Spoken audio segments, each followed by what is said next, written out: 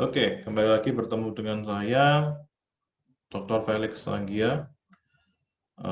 Materi kita kali ini adalah apa sih hubungannya perdagangan internasional dengan pemasaran internasional pada bisnis internasional. Buku bisa kalian gunakan dengan judul International Business: The Challenge of Global Competition. Mau edisi berapapun, pengarangnya adalah Donald A. Paul, Wendell H. McCulloch Jr., Paul I. Franz, J. Michael Geringer, dan Michael S. Minor. Oke. Seperti yang kita ketahui, customer itu pasti memiliki atau menginginkan produk yang menguntungkan bagi dirinya. Oke, bisa kita lihat di sini adalah customer itu rumusnya adalah benefit atau manfaat dibagi cost atau biaya.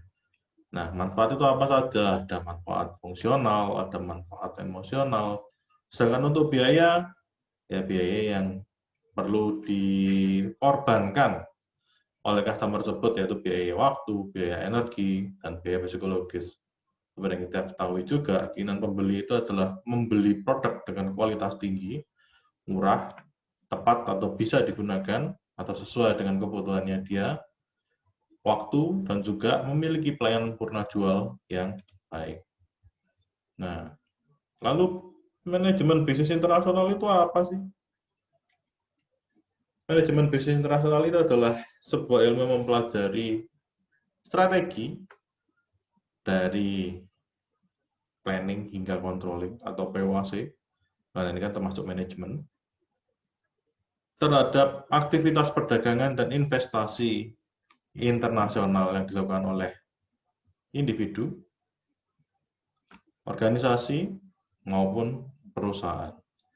Tujuannya apa? Untuk mencapai keuntungan yang maksimum dengan cara yang paling efisien dan efektif yang dirasakan oleh baik dari ketiga entitas tadi yang sudah saya bilang dalam menghadapi persaingan di pasar global.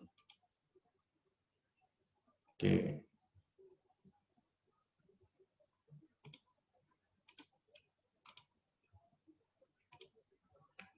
Lalu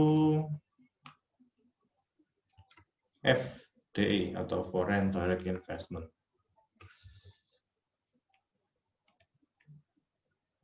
Foreign Direct Investment itu adalah ketika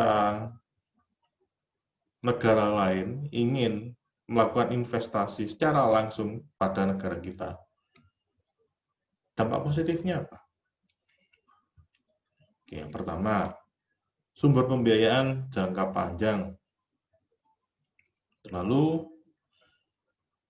ada transfer teknologi dan cara penggunaannya bagaimana. Berikutnya, tidak membebani dari balance of payment atau BOP yang hanya mendapatkan keuntungan dari investasi. Berikutnya, meningkatkan pembangunan regional dan sektoral di mana negara atau perusahaan dari luar negeri tersebut menanamkan modalnya, meningkatkan persaingan dalam negeri dan meningkatkan entrepreneurship dan juga menambah lapangan pekerjaan. Karena ada dampak positif, pasti kan ada dampaknya yang negatif. Ya, oke, saya sebutkan. Yang pertama, adanya dominasi industri. Ya, semakin banyak berarti kan. Lalu, ketergantungan teknologi. Kita aja yang sekarang sudah ketergantungan sama gadget, bukan begitu?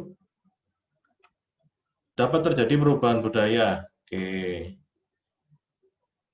Yang tadi awalnya kita budayanya budaya Jawa atau budaya Timur, sekarang mulai masuk budaya Barat. Bukan hanya budaya Barat, ada juga budaya Jepang, ada budaya Korea. Bisa kita lihat di sini.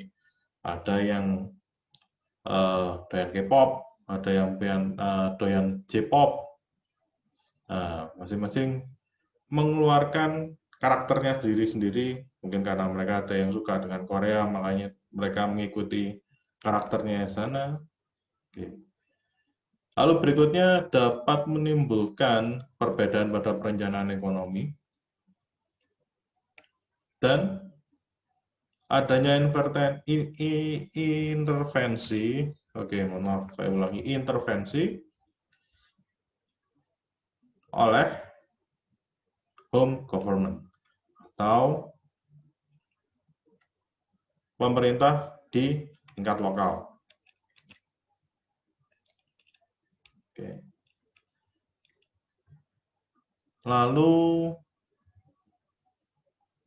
kita masuk pada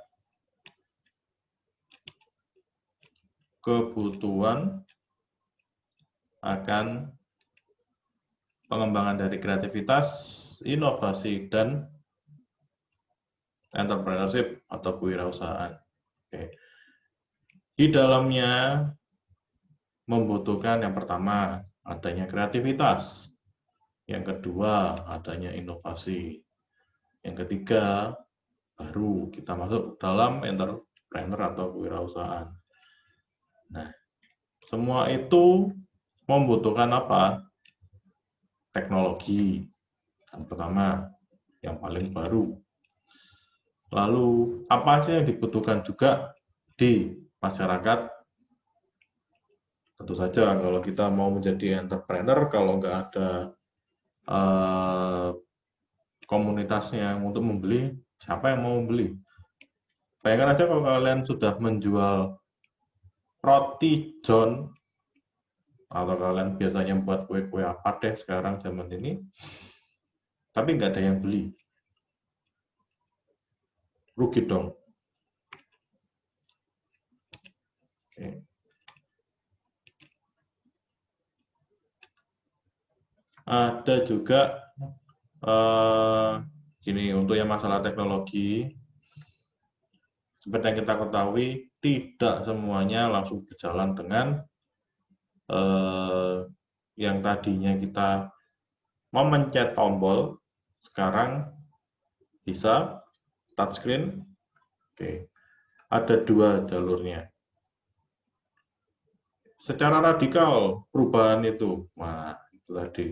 Mungkin tadinya nggak ada HP, tiba-tiba ada iPhone, radikal. Tapi tidak kan, semuanya berjalan dengan incremental atau ada perubahan-perubahan secara bertahap. Oke. Lalu ruang lingkup manajemen bisnis internasional itu apa saja? Oke. Ada eksternal, ada internal. Oke, eksternal itu apa saja? Ada lingkungan geografi, ada sejarah, ada politik, ada hukum, ada ekonomi, ada budaya. Lalu yang internalnya? Internal adalah di dalam perusahaan sendiri. Misalkan, seberapa cepat terjadi perubahan mengenai produk tersebut? Berapa ukuran dari produksi optimum atau optimal? Lalu jumlah dari konsumennya. Selain dari jumlah dari konsumennya, masing-masing konsumen kan pasti belinya ada sendiri-sendiri. Misal, satu orang konsumen akan membeli 5 kilo gula. Mungkin satu orang 5 kilo, yang lainnya 25 kilo, kan beda-beda. Lalu kesamaan dari konsumen. Ya, karena beli gula pasti belinya gula semua. Dan ada persaingan di tingkat lokal dengan kompetitor dari luar. Objektifnya apa? Memperbesar sales. Ada akuisisi untuk sumber daya. Nah, ada kesempatan untuk diversifikasi. Artinya, ada tambahan-tambahan dari operasional dan fungsional. Operasional ya import, ekspor, transport, lisensi, franchise, terus kontrak manajemen, ada turnkey, ada direct investment atau investasi secara langsung, dan juga investasi secara portofolio. Fungsionalnya ya di bidang produksi, marketing, accounting, personal. Tuh. Lalu pemasaran internasional itu apa? Pemasaran internasional itu adalah sebuah kegiatan yang dirancang untuk merencanakan, menetapkan harga, mempromosikan, dan mengerahkan aliran barang dari perusahaan dan layanan kepada konsumen pasca penjualan atau pengguna, bukan hanya di satu negara, tetapi di banyak negara untuk mendapatkan keuntungan yang lebih banyak.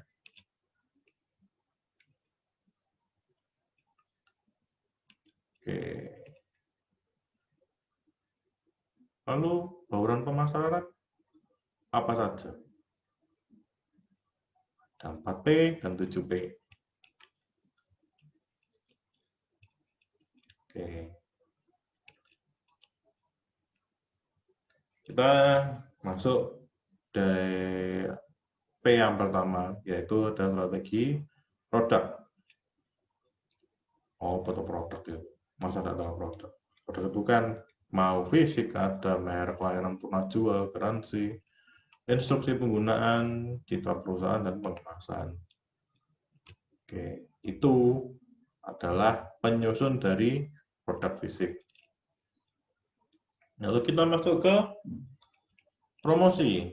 Nah, promosi ini adalah elemen dasar pada marketing mix atau dalam bauran pemasaran, di mana fungsinya adalah untuk komunikasi, memberikan pemahaman antara perusahaan dan publik, dalam hal ini adalah konsumen, untuk membeli atau membawa aksi beli yang menguntungkan dan mencapai kepercayaan bertahan dalam waktu yang lama, bukan hanya singkat.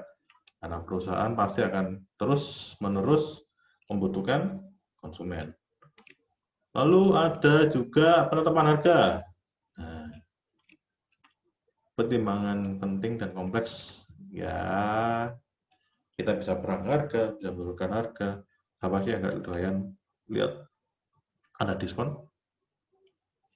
Apalagi kalau sudah masuk di toko yang warnanya hijau, oranye gitu, yang online, wah, diskon 99, free ongkir, wah, paling nomor satu itu kan.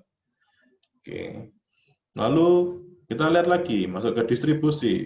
Nah, ini cara pengirimannya itu bagaimana? Karena kita berbicara untuk internasional, berarti kan ada ekspor, ada impor. Dan cara distribusinya bagaimana? Tuh. Oke, karena ada distribusi, nah, maka kita juga harus memilih saluran.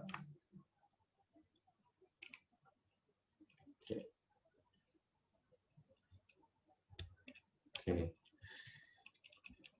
Baik, untuk materi sampai di sini.